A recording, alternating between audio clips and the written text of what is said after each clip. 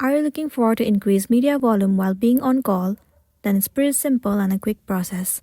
So without any further delay, let's jump right into the video.